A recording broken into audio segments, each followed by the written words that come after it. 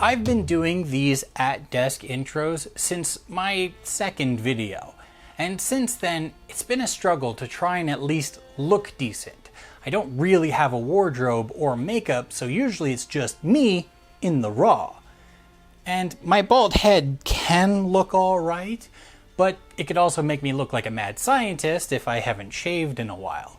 And picking a shirt that can accommodate a mic and my body type sometimes has me looking like a gorilla with a paintbrush.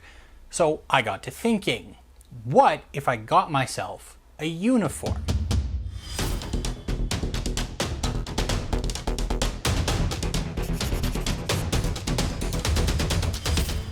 So I did. I got a few shirts to go with this hat so that the colors are kind of in the same ballpark and give me an adventuring look without actually making me look like a Victorian. Is it silly? Yes. But a standard so I can worry less about this and more about what's on here. Actually, speaking of this, models. And as long as I'm being ridiculous, let's go all the way and christen my new costume with a copycat color scheme of me, using this model of a bounty hunter from this month's one-page rules Empire release. I can find some of these parts and put his outfit together to form the most lowbrow cosplay that even the most encouraging of cosplayers would prefer if I just stick to my own hobby, thanks. Before I cause any casual vomiting, let's check out the rest of the stuff from this release. This month there are bounty hunters, but also engineers, on foot and mounted of course. They go well with a unit of horse marksmen, effortlessly dual-wielding pistols and riding a steed, talent. And if you want even more firepower, there's of course another war machine with the volley gun, but if that's not enough boom, finally we've got the steam tank to wreck someone else's day.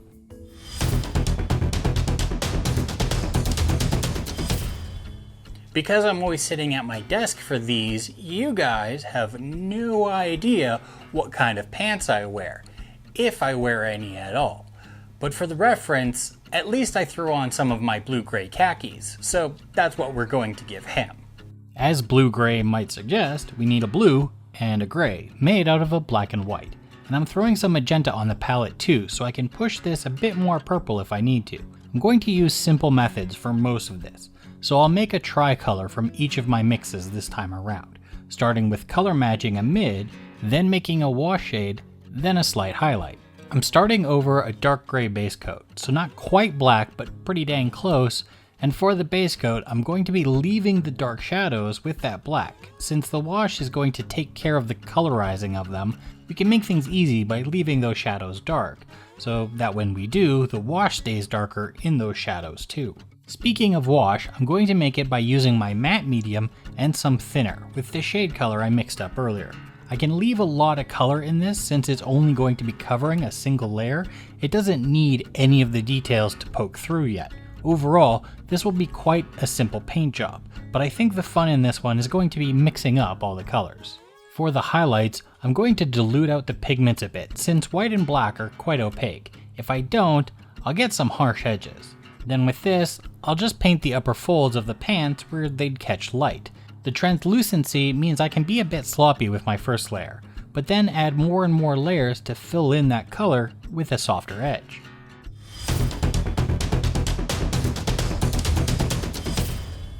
The main part of my new uniform is the shirt, of course, so that's what I'm going to do the bounty hunter's long coat in, that color.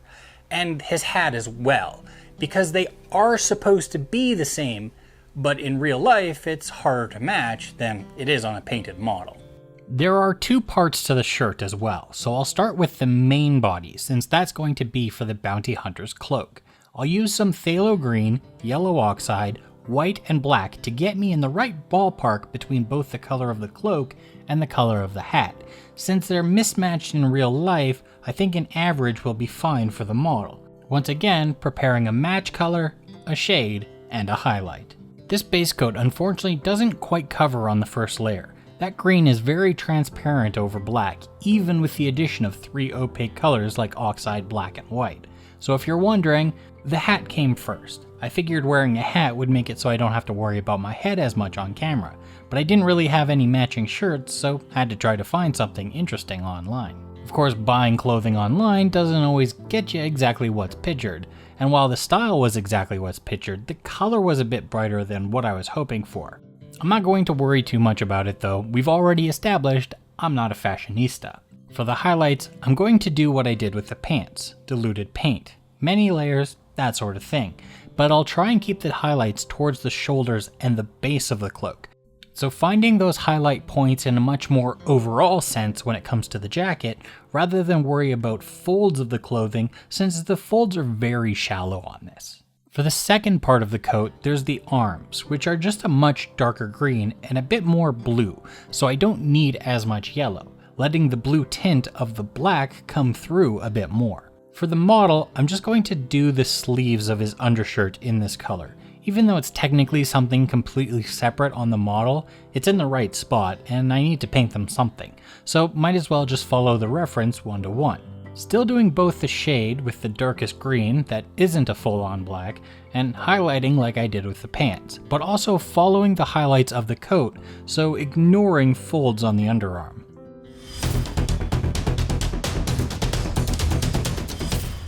Nerf is the only brand of gun I own, and I'm certainly not painting his pistols like that. But I do have this decorative sword that I think would actually make for some interesting colors on the big sword on his back. It has 3 colors I have to worry about. A couple of metals, which I'm just going to use metallics for, but then the red sheath. It's a bit of a deep crimson, so along with some red oxide, I'll add a bit of magenta to purplize it a bit, using some black to darken, which will also push it a little bit more purple as well, creating both a darker shade with some more black and a lighter one with a tiny bit of white. I started with red oxide because I just like the opacity of it, so even though I do still give it 2 coats to make sure it's a solid color, it'll definitely only need those 2 to be a solid shade. The shadows and highlights are pretty simple as well, as it's a rounded object without a lot of texture, so the wash will just settle around the edges where it connects to other leathers. And the highlights I can just bring to the rounded edges with this side of a brush in a few layers, so that there's a bit of a gradient from the dark center to a brighter edge. Even though it's not a squared edge, it's about the same feeling. For the metals, I just picked a few that matched well. The silver of the blade is just a steel metallic that I'll spruce up later. And the best matching metal I could find for the tarnished gold is the scale 75 gold that was almost a perfect match. Well, perfect or not, it's the closest I'm getting, so it's going on.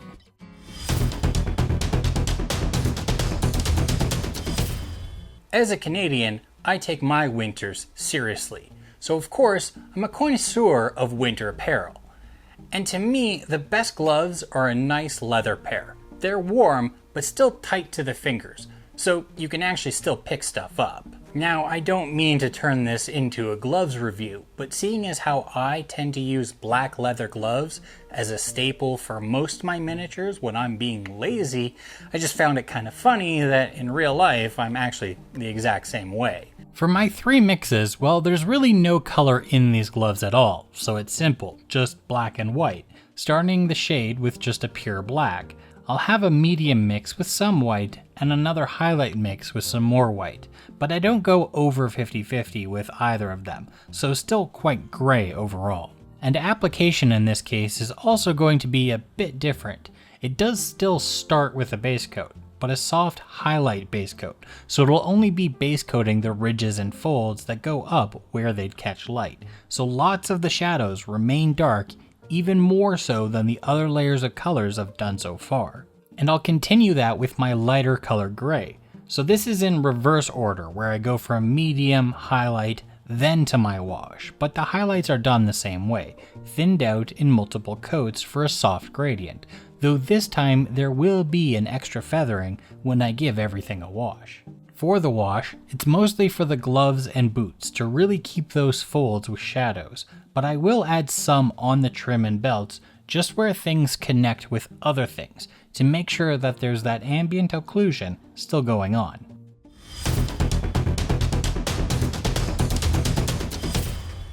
The bounty hunter comes with a canine companion, so of course we've got to paint him. And this is my canine friend in real life, Howard, so I have to include him in this copycat scheme. His golden brown fur and lucky scarf should copy over nicely. Golden, in the case of fur, generally means light orange, mostly on the yellow side. So to that end, I've got myself a deep red, an earthy yellow, and the black and white again. The red and yellow will do most of the bulk of the work, getting my golden orange. And the black and white are there just to get me my light and dark shades. I'll start with the mid color, of course, and well, it's not going to cover all that well, but I do want a pretty solid coat. So this first layer isn't going to look pretty, and I'll get it in most places other than his pits and much of his underside. But then I go over it with another layer to try and fill in more of that color. It's the curse of red and yellow really, they're just not going to cover well, and if I'm honest, this took about 4 stages of this. But he's a small dog, so each one was pretty quick. Luckily the wash is simple and quick since it's just a large brushful spread all over his body. I didn't make it that dilute with the medium though, so it'll do a pretty good job of filling in any remaining black as well. Before I move on to the light color, I'm actually going to go over this with my mid again. I want to get the tone back on those higher muscles, but also set up some underfur, painting in fur strands instead of just layering it on. It won't be that visible, but it will leave a texture in some of those shadows. And for the last part, the highlight, which is where I'm going to get a lot of that golden color from. But because I'm doing fur, this is going to take a while, because the secret with these kinds of semi-opaque layers is that by doing a bunch of them over and over, I'll build up that color on the muscles, and all over. So like the base coat, I'm going to be covering this a few times.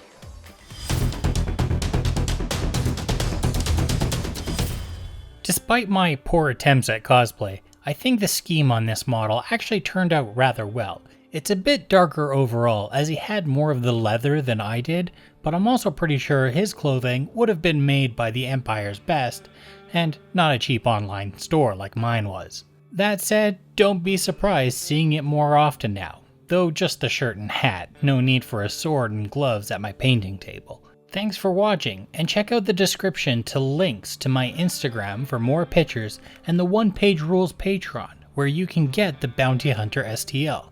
Please like the video if you liked it, and subscribe for more content like this.